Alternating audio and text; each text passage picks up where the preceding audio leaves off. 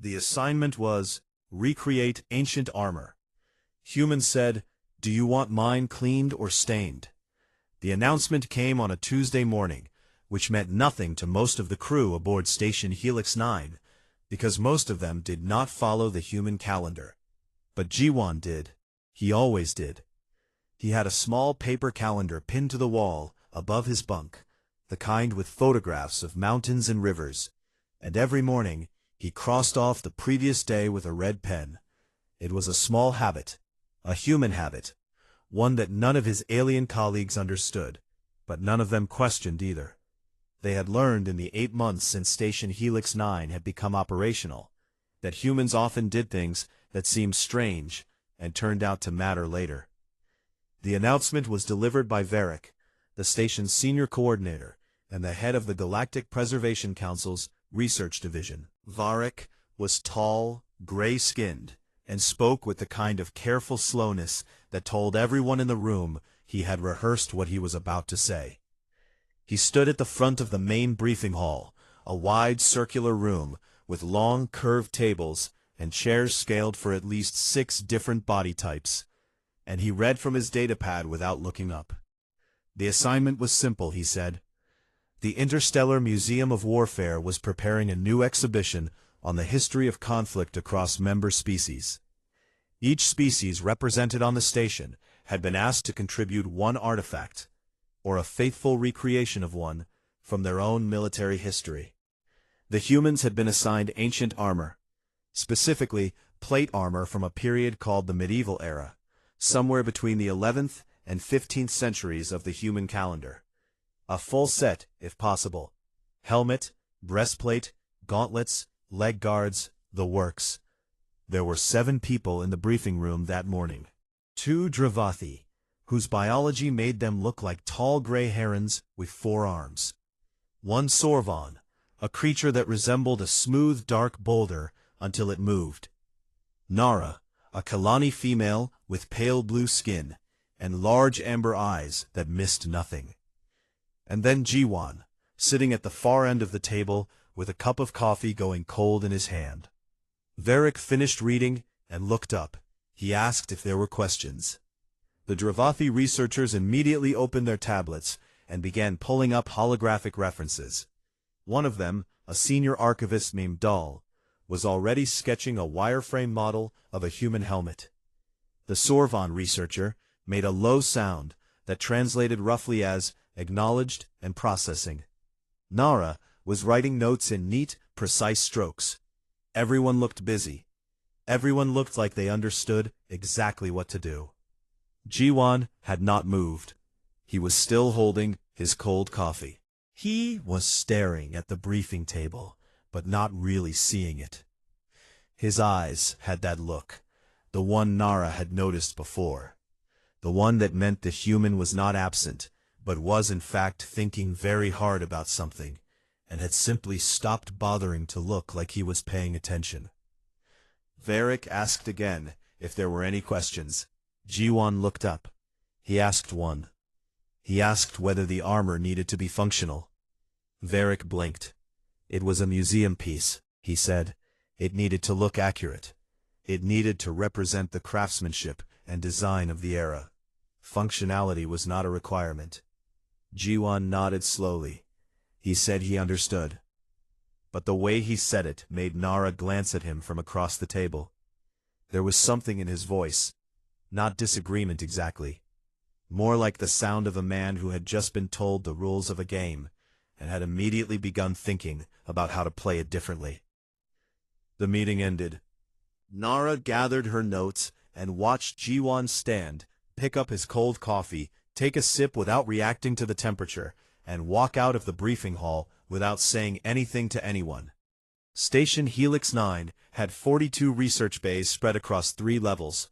Most were clean, temperature-controlled rooms full of computers, specimen containers, and soft overhead lighting.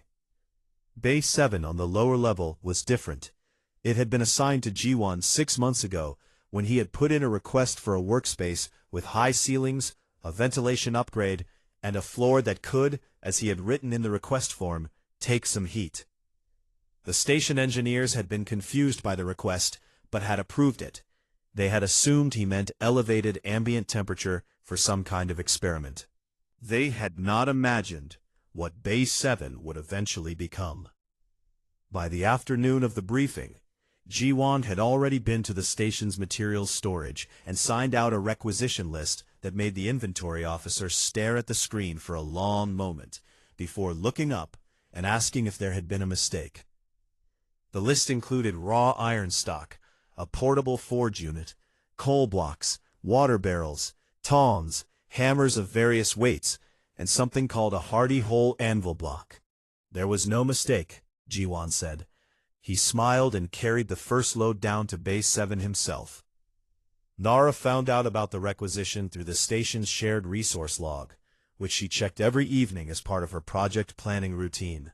She read the list twice. Then she walked to Base 7. The door was open. The ventilation was already running at full capacity. There was heat coming from inside that she could feel 3 steps before she reached the threshold. She stood in the doorway and looked in. Jiwon had set up the forge in the center of the bay.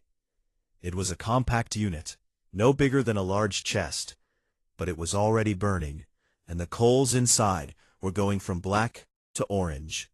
He had laid out his tools on a long metal table along the wall, hammers arranged by size, tongs hanging from a rail he had bolted into the wall, a bucket of water sitting at his feet.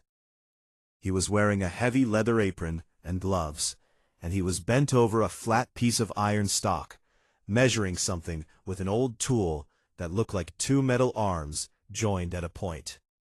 Nara watched him for a moment. He had not heard her arrive over the noise of the ventilation. She looked at the iron. She looked at the forge. She looked at the hammer in his hand. She left without saying anything and went back to her own bay, where her computer was already displaying a clean, precise holographic model of a human pauldron, a shoulder guard, rendered in accurate detail from historical archives. It was beautiful. It was exact. It would take her approximately 4 days to refine and submit. She sat down at her desk. She looked at the model. She thought about Jiwon standing in that heat with a piece of raw iron and an old measuring tool, and she could not quite explain why the hologram on her screen suddenly felt less like an answer and more like a shortcut. She left the model open and went to find a book on medieval metalworking in the station library. She told herself it was just research. The assignment was recreate ancient armor. Human said, "Do you want mine cleaned or stained?" The next morning, Nara arrived at Bay 7 at exactly the time she had planned, which was early enough that most of the station was still quiet, and the corridors on the lower level were empty except for the soft hum of the ventilation system and the occasional beep of an automated maintenance drone rolling past. She had her datapad with her. She had 3 pages of notes from the metalworking book. She had a list of questions she had written out in order of relevance, starting with the most practical and ending with the ones she was less sure were appropriate to ask. She stood in the doorway of Bay 7 and looked in. Jiwon had clearly been there for hours already. The forge was burning bright. The air inside the bay was thick and warm, and it carried a smell that Nara had never encountered before. Something heavy and mineral, like stone mixed with fire, with an undertone of something sharper that her translator listed as oxidized iron. It was not an unpleasant smell. It was simply a very old one. It felt like the smell belonged to a different era, dragged forward in time and pressed into a room on a space station orbiting a moon 300 light-years from Earth. Jiwon was at the anvil. He was holding a piece of iron in the tongs with his left hand, and he was striking it with a medium-weight hammer in his right. Each strike landed with a clean, ringing sound, not random, not frantic, but measured, deliberate. He hit it, turned it slightly, hit it again, turned it back, examined it, and hit it once more. There was a rhythm to it that Nara had not expected. She had expected something louder and messier. This was almost quiet, in its own way. She stepped inside. The floor was already scattered with flakes of dark scale, iron skin that had come off during the hammering. She looked at the table along the wall. There were two pieces laid out that had not been there the night before. One looked like the rough beginning of a curved plate, wide at the top and narrowing toward the bottom. The other was smaller, flatter, and had been shaped into something that vaguely suggested the curve of a human forearm. Nara looked at her notes. She looked at the plates on the table. She looked at Jiwan. He had not acknowledged her yet. He was still working. She waited. After 3 more strikes, he lifted the iron away from the anvil, carried it to the water barrel, and lowered it in. The sound it made was immediate and violent, a long, sharp hiss that filled the room and sent a column of white steam rising toward the ventilation grate above. Nara took a step back, without meaning to. Jiwan pulled the iron out, examined it, set it back on the anvil, and only then turned around. He did not look surprised to see her. He looked like he had known she was there since she walked in. He asked if she had questions. She said she had several. She looked at her datapad, found her first question, and asked it. She wanted to know why he was not using the digital fabrication unit in Bay 12, which was rated for accurate historical reproductions and could produce a complete set of medieval armor in approximately 30 hours using archived measurements. Jiwan picked up a cloth from the table and wiped his hands. He thought about it for a moment, or at least he gave the appearance of thinking about it, which Nara was beginning to suspect was not the same thing as actually being uncertain.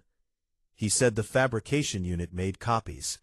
He said what he was making was not a copy. She asked what the difference was. He said he would explain it when she could see the difference herself. He said it would not take long. That was not a satisfying answer, but something in the way he said it made her write it down anyway, instead of pushing further. She moved to her second question. By midday, word had spread through the upper levels of the station. It was not gossip exactly.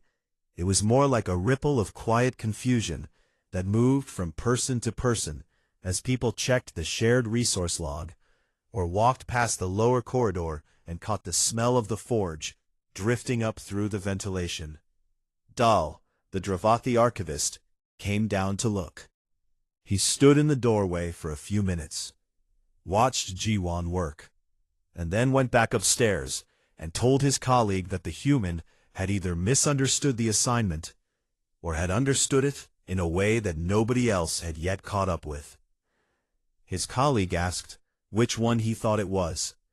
Dal said he was not sure, and that the uncertainty bothered him more than either answer would have.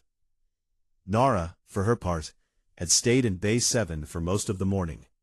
She had stopped asking questions from her list about halfway through, because Jiwan had started talking on his own, not in long explanations, but in short, quiet sentences delivered while he was working, timed between hammer strikes or during the seconds when he was holding a piece over the forge and watching the metal change color.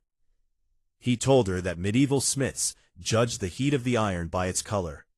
Black meant cold, dark red meant warming, bright orange meant working temperature, white meant too hot, past the point of usefulness, close to burning. He told her that every smith developed a personal read for color over time, that two smiths looking at the same piece might disagree about whether it was ready, and that both might be right because their hands had learned different things from different fires. Nara wrote all of it down. She also filed a concern report with Varric that afternoon. She was careful about how she worded it. She did not say that Jiwan was wrong. She said that his method appeared to differ significantly from the standard approach, and that it might be worth checking in with him to ensure the final product would meet the museum's submission criteria. She marked it as low urgency. Varric read the report that evening. He read it twice. He looked at the resource requisition list attached to it. He looked at the estimated submission timeline for all 7 team members. He noted that Jiwon had not entered anything into the project tracking system and had no projected completion date on record. He marked the concern as medium urgency and added it to his morning schedule. That night, the station settled into its quiet cycle. Most of the crew was asleep or in their rest periods. The lower corridors were dark, except for the floor-level safety lights running in pale blue lines along the walls. Bay 7 was still lit. Jiwon was still working. He was not rushing. He never rushed. He was at the table now, using a file to smooth the edge of the curved plate he had started that morning. The file moved in long, even strokes. He would run his thumb along the edge after every few strokes. Not hard enough to cut, just enough to feel whether the metal was where he wanted it. He had eaten dinner at some point. There was an empty container from the station cafeteria sitting on the corner of the table. He had also made a new pot of coffee, which was already going cold. On the wall beside the anvil, he had pinned something. It was a printed photograph, not digital, actually printed on paper and folded at the corners from being carried in a pocket for a long time. It showed a full suit of armor on a museum stand. Real armor, old armor, the kind that had been worn by a real person in a real fight 1,000 years ago and had the marks to prove it. There were dents along the left shoulder, a long scratch across the breastplate, discoloration in patches across the surface where time and weather and use had worked their way into the metal over centuries. Jiwon looked at the photograph sometimes when he paused. Not for long, just long enough to remember what he was trying to make. Not a copy, something that told the truth. The assignment was, recreate ancient armor. Human said, "Do you want mine cleaned or stained?" Varric came to Bay 7 the following morning with his data pad in hand, and the kind of expression that meant he had already decided how the conversation was going to go. He was not unkind about it. Varric was rarely unkind. He was precise and organized, and he believed very strongly that things went better when everyone understood the parameters they were working within. He had run the Preservation Council's research division for 11 years, and in that time he had dealt with more miscommunications between species than he could easily count. This felt like one of those situations.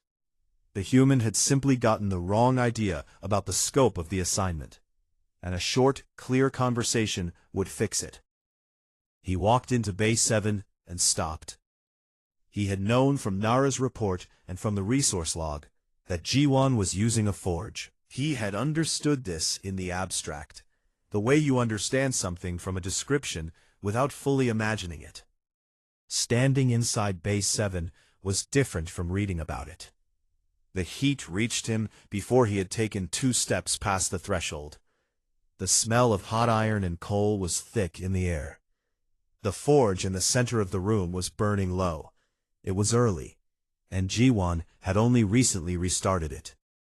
But the coals were already climbing from gray to orange, and the light they threw across the walls gave the whole bay a color that Varric could only describe as ancient. Jiwon was at the anvil. He had a piece of iron in the tongs, holding it just above the coals, watching it. He did not look up immediately, but after a moment he pulled the iron back, examined its color, nodded to himself, and set it down on the anvil's surface. Then he looked at Varric. He said, "Good morning." He asked if Varric wanted coffee. He gestured toward the corner, where a small pot sat on a heating plate. Varric said no thank you, and held up his datapad. He said he wanted to talk about the project. Jiwon said that was fine, and picked up his medium hammer. Varric explained, clearly, carefully, with the tone he used when he was being patient with something that he hoped would not take long, that the museum's submission criteria called for an accurate visual representation of the armor. The key word, he said, was visual. The piece needed to look correct. It needed to reflect the craftsmanship and design of the period. It did not need to be manufactured using period methods. In fact, most of the other team members were using digital fabrication and holographic modeling, which was faster, more precise in terms of historical measurements, and produced a result that would photograph and display extremely well. He said all of this looking at Jiwon, who was listening while holding his hammer loosely at his side. Then Varric said the thing he had come to say. He said it gently, because he was not trying to insult the human. He said that while he appreciated the dedication Jiwon was showing, it might be worth considering whether this level of effort was necessary for what was, in the end, a museum display piece. The fabrication unit in Bay 12 could handle the job efficiently, and it would free Jiwon up for other work. Jiwon did not answer immediately. He turned back to the anvil. He looked at the piece of iron resting on it. It was a partial breastplate, the upper half, roughly curved to follow the shape of a human torso. It was rough still. The surface was uneven and dark. It looked nothing like the clean, polished pieces that would come out of Bay 12's fabrication unit. But there was something about the shape of it that felt inhabited even now, like it had weight that went beyond the actual metal. Jiwon set his hammer down on the table. He turned around and looked at Varric with an expression that was not defensive and was not dismissive. It was the expression of a man thinking about how to say something that he had not planned to say out loud. He asked Varric a question. He asked, "Do you want mine cleaned or stained?" Varric's translator offered 17 possible meanings for that combination of words in that order. He selected none of them, because none of them seemed to fit the context. He told Jiwon he was not sure he understood the question. Jiwon pulled a cloth from his apron pocket and wiped the handle of his hammer. He spoke slowly and simply, not because he thought Varric was slow, but because he was choosing his words the same way he chose his hammer strikes, one at a time, with a purpose. He said that a cleaned piece looks like armor. He said a stained piece has been somewhere. Varric waited for more. Jiwon gave him more. He said that the armor they were supposed to be recreating had not been made in a clean room. It had been made in a place very much like this one, hot, loud, smelling of coal and iron and sweat. It had been made by a person who worked with their hands and developed a sense for the metal that no machine had ever been able to fully reproduce. And then it had been worn. It had been carried into situations that left marks on it. Not because the person who wore it was careless, but because that was what armor was for. It was for being between a human body and the thing trying to damage that body. It did its job by taking the damage instead. He said that a fabricated replica would be accurate in every measurement. The dimensions would be correct. The design would be correct. The surface finish could be programmed to match historical records down to the millimeter. And if you looked at it in a photograph, it would be indistinguishable from the real thing. He said that was the problem. Varric's translator had caught up. He stood very still. Jiwon walked to the wall where the printed photograph was pinned. He took it down and held it out toward Varric. He pointed to the dent on the left shoulder. He pointed to the long scratch across the breastplate. He pointed to the discoloration spreading in patches across the surface. He said that whoever wore this armor had stood in a field somewhere, probably cold, probably afraid, and had taken a blow to the left shoulder hard enough to leave a mark that was still visible 1,000 years later. He said that scratch had a story. He said the discoloration was what happened when iron spent years being stored in a damp place, and then oiled and used and stored again. He said none of those things were mistakes. None of them were damage in the way people usually meant damage. They were the armor doing its job over time. He said a fabricated replica would have none of that.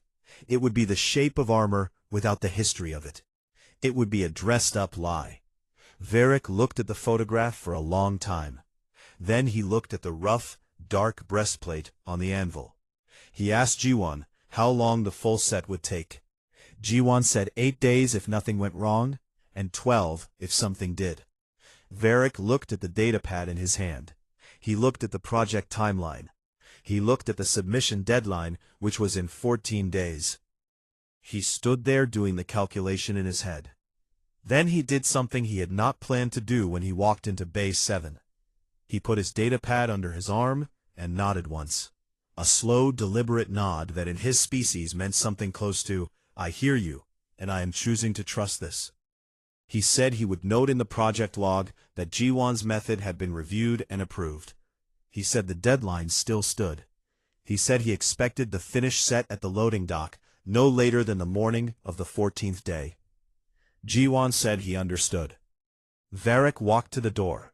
He stopped with one hand on the frame and looked back at the forge, at the iron on the anvil, at the photograph now back on the wall. He said one more thing. He said he had never thought about armor the way Jiwan had just described it. He said he would be thinking about it now. He said that was all he had wanted. Varric left, and the sound of the hammer resumed behind him, steady, unhurried, ringing clean through the corridor, long after he had turned the corner, and the bay was out of sight. H1. The assignment was recreate ancient armor. Human said, "Do you want mine cleaned or stained?" HR. Nara told herself she was going back to Bay 7 for professional reasons. She had a new list of questions. She had done more reading. The metalworking book from the station library had led her to 3 other texts, one on the history of European warfare, one on the social role of the armorer in medieval society, and one that was simply a collection of very old technical instructions translated from a language called Latin, written by a man who had spent 40 years making armor for people who went to war. She had read all 3 in 2 days. She had highlighted sections. She had written notes in the margins of her datapad. She had cross-referenced measurements and compared techniques across the 3 sources until she had a reasonably complete picture of what the process was supposed to involve. She told herself all of this was why she was going back. She walked into Bay 7 on the morning of the 4th day, and Jiwan looked up from the anvil and said good morning and went back to work. And she understood immediately, and without any real surprise, that he had expected her to come back. The bay had changed since her first visit. There were more completed pieces on the table along the wall. Both pauldrons, the shoulder guards, were done, resting side by side. They were not identical, which was one of the first things she noticed. They were close, but one had a slight difference in the lower curve. And when she looked more carefully, she could see that this was not an error. It matched the asymmetry in a historical illustration she had seen in the warfare book. The left shoulder guard was often slightly larger and more reinforced, because most right-handed fighters led with their left side in a defensive posture, turning their stronger shoulder toward the opponent. She almost said something about this. Then she stopped, because Jiwan had not made a mistake that needed pointing out. He had made an accurate choice that she had only just caught up with. She set her datapad on the corner of the table and asked if she could watch. He said of course. He handed her a pair of protective glasses without being asked, which told her he had been expecting her to stay longer than a quick visit. For the first hour, she watched without speaking. He was working on the breastplate, which was now in a more finished state. The basic shape was fully established, and he was refining the surface, working out the unevenness with a smaller hammer, and then switching to a file for the edges. The piece had developed a kind of dark, complex color that she had not seen in any fabricated metal. It was not uniform. It had patches of blue-gray and deep brown, mixed with the iron-gray. And in places where the hammer had struck many times, there was a subtle texture in the surface that was different from the areas worked less. She asked him what caused the color variation. He explained it while he worked. He talked about how the heat changed the iron on a molecular level, and how different temperatures and cooling rates produced different surface colors. He talked about how the oil he used during certain stages of the work would burn into the surface. He talked about how every piece he made would have a different pattern, because every fire burned slightly differently, and every hand struck slightly differently. and no two objects made this way were ever truly the same. She wrote that down. Then she stopped writing and just listened. By the afternoon of the 5th day, Nara had started helping. It had happened gradually, and without any particular moment she could point to as the beginning of it. She had asked Jiwon whether she could try using the file on a scrap piece to understand the feel of it. He had said yes. She had worked on the scrap for 20 minutes, and then he had shown her how to adjust the angle slightly to get a cleaner result. And she had tried it again, and somewhere in the middle of that she had stopped thinking of herself as an observer, and had simply become a person in a workshop doing a job. By the end of the 5th day, her arms were tired in a way she had never felt before. Her hands had 2 small blisters forming at the base of her fingers from the file handle. She looked at them with something that was close to curiosity. She asked Jiwon if human smiths had always had hands like his. She was looking at his palms, which were thick and calloused in a way that made his hands look like they belonged to a different body than the rest of him. He said no. He said he had gotten those from doing this kind of work for years. He said when he first started, he had blisters too. She looked at her own hands. She thought about the word years. She asked him how he had learned to do this. He was quiet for a moment. He set down his hammer and picked up his coffee, cold again, as always, and drank some of it before answering. He said his grandfather had taught him. He said his grandfather had not been an armorer. He had been a man who repaired things, machines, structures, tools, whatever needed fixing in the town where he lived. And he had believed very strongly that a person who could not work with their hands was missing something important. He said the forge had been in his grandfather's yard, and that the first thing he had ever made on it was a hook for hanging tools, which had come out crooked and slightly too small, and his grandfather had told him to keep it anyway, because every mistake you make with your hands teaches you something a perfect piece never can. Nara thought about that for a while. She thought about her holographic model, still open on her computer in her own bay, clean and exact and precisely right in every dimension. She asked Jiwon if that was why he was making the armor this way, because of what the mistakes taught. He looked at her and said, not exactly. He said he was not trying to make mistakes. He was trying to make something real. He said that real things had irregularities, not because the maker was careless, but because the process was honest.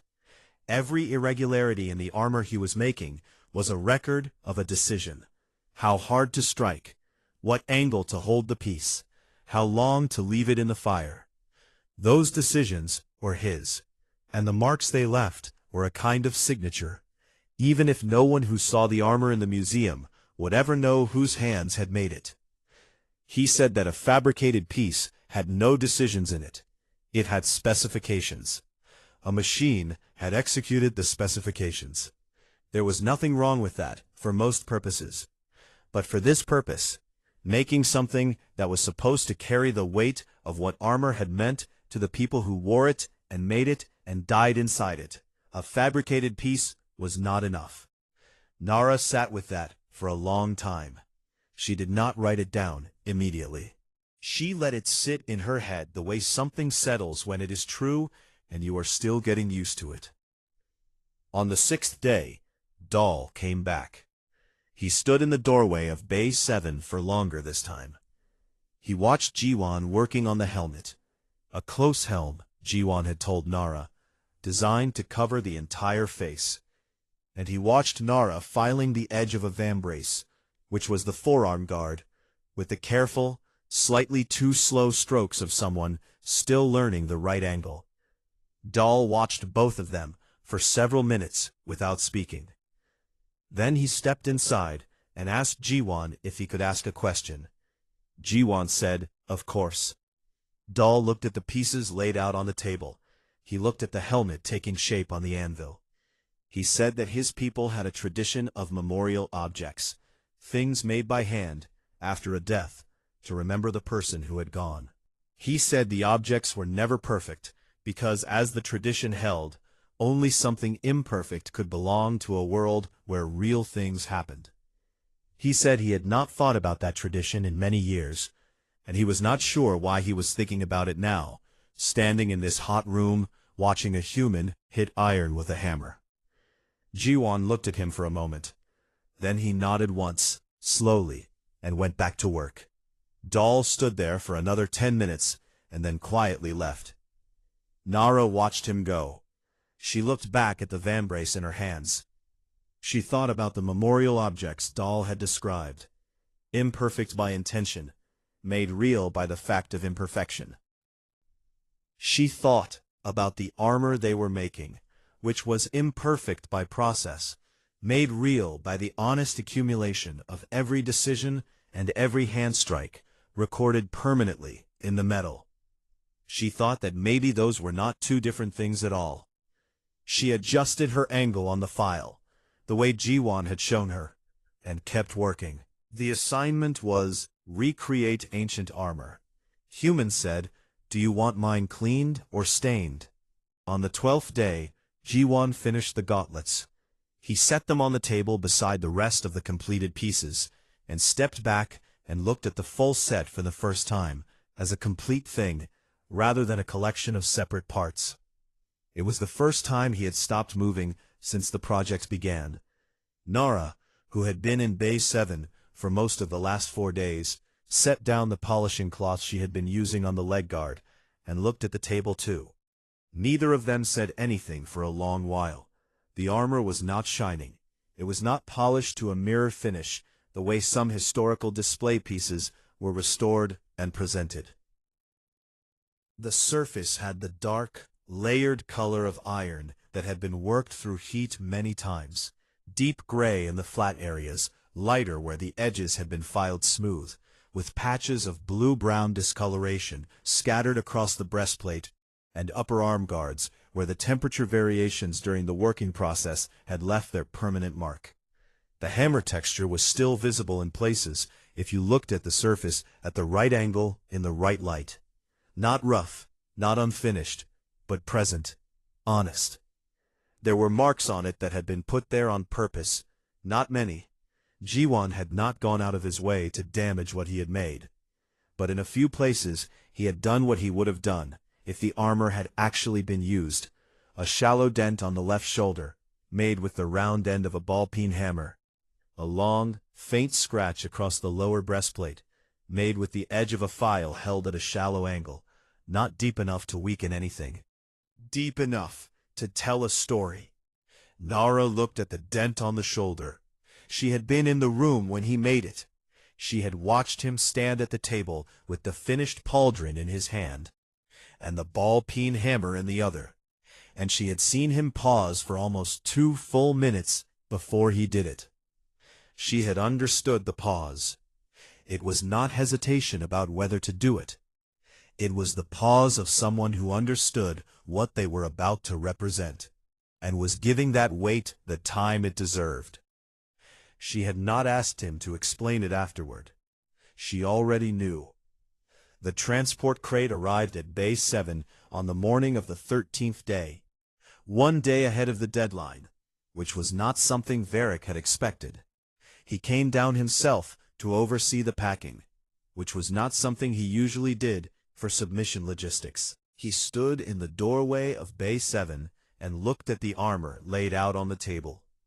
He was quiet for a long time.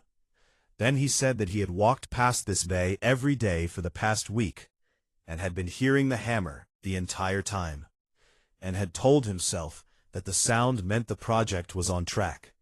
And now, standing here, looking at what the sound had produced, he found himself understanding the difference between knowing something and seeing it. Jiwon, who was packing the pieces in padded foam with the careful efficiency of someone who had done careful things for many days and was not about to stop now, said he appreciated that. Varric watched him pack.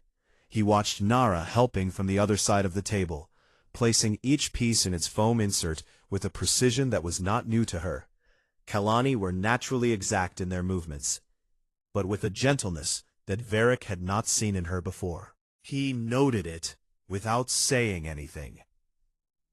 He looked at the breastplate one more time before Jiwon laid it into the crate. He looked at the scratch across the lower half. He looked at the discoloration. He thought about what Jiwon had said to him 6 days ago in this room. The part about the dent on the shoulder of the museum photograph. About a person standing in a field somewhere, cold and afraid, taking a blow that left a mark that lasted 1,000 years. He thought, and now there is another mark, in another piece of iron, made by a different person, in a different era, in a room on a space station, for reasons that were not about war at all, but were somehow still about the same thing. He did not say any of this out loud.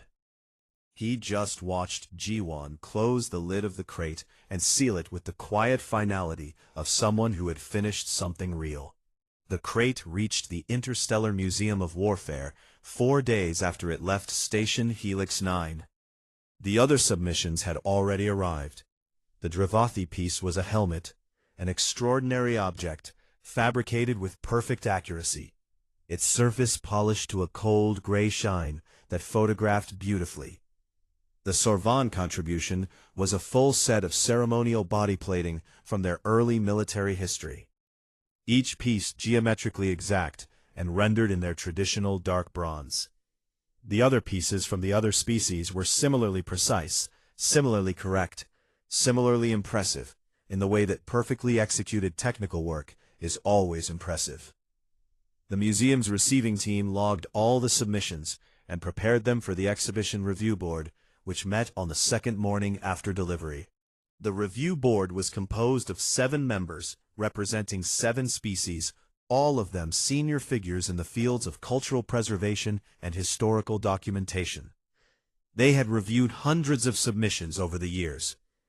They moved through the room in a quiet, organized manner, pausing at each piece, consulting their historical records, taking measurements, checking accuracy. They arrived at the human submission last. The crate had been opened, and the pieces arranged on a display stand by the museum's handling team, who had noted in their intake log that the pieces were unusually heavy for their size, and that the surface finish was unlike anything in their catalogued collection of reproductions. One of the handlers had written in her notes, "Not a replica, unclear how to classify." The review board stood in front of the armor and looked at it. The senior reviewer, an older Dravathi named Oral, who had been doing this work for 23 years, moved slowly around the display stand. He did not consult his datapad. He looked at the surface of the breastplate, the way Jiwon had looked at the iron over the forge, not checking specifications, but reading something. He looked at the hammer texture still visible in the metal.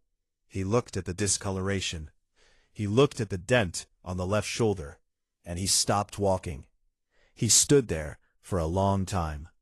One of the other board members, younger, less certain, said carefully that the piece appeared to deviate from the standard reproduction parameters.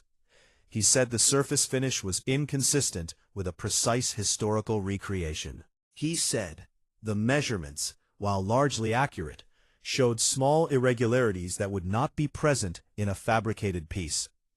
He was not trying to reject it. He was trying to understand what they were looking at. Oral turned away from the armor and looked at his colleague. He said that the surface finish was inconsistent because it was not a fabricated surface. He said the measurements had small irregularities because no human hand in any century had ever struck iron twice in exactly the same way. He said the dent on the shoulder was not an error in the recreation. He said it was a statement about what armor was. He said the piece did not just meet the assignment parameters. He said it exceeded them in a way that none of the other submissions had attempted. Because the other submissions had answered the question that was asked, and this one had answered the question behind it. The room was quiet. Oral turned back to the armor. He said that the piece would be placed in the center of the exhibition hall, not behind glass, where visitors could walk around it and see it from all sides. He said there would be a placard explaining its origin and its method of construction. He said it would be listed not as a reproduction, but as a recreation, which was not the same word, and the difference mattered. The younger board member asked what the placard should say. Orel thought for a moment. Then he said it simply. Made by human hands. Stained, not cleaned. Because real things have been somewhere. Back on Station Helix 9, Bay 7 was empty and cool. The forge had been shut down. The tools had been cleaned and returned to storage. The iron scale that had accumulated on the floor over 12 days had been swept away. The table along the wall was clear. The printed photograph that had been pinned to the wall was gone. Jiwon had taken it back and folded it and put it back in his pocket, where it had always lived. Nara sat in her own bay. Her holographic model of the pauldron was still open on her computer, where it had been for the past 12 days, untouched. She looked at it for a while. Then she closed it. She opened a new file and began writing. Not a report, not a field note, just writing. The kind you do when something has changed and you want to put it somewhere so you do not lose it. She wrote about the smell of the forge. She wrote about the color of hot iron, changing from black to orange to white. She wrote about the sound the hammer made when it struck correctly, and the different sound it made when the angle was wrong. She wrote about Jiwon's grandfather, and the crooked hook, and the lesson it carried. She wrote about Doll's memorial objects, imperfect by intention, made real by the world they came from. She wrote, near the end, that she had gone to Bay 7 the first time, to check whether the human had understood the assignment correctly. She wrote that she understood now, that he had been the only one who understood it at all. She wrote that she was still thinking about what that meant for everything else she had ever made.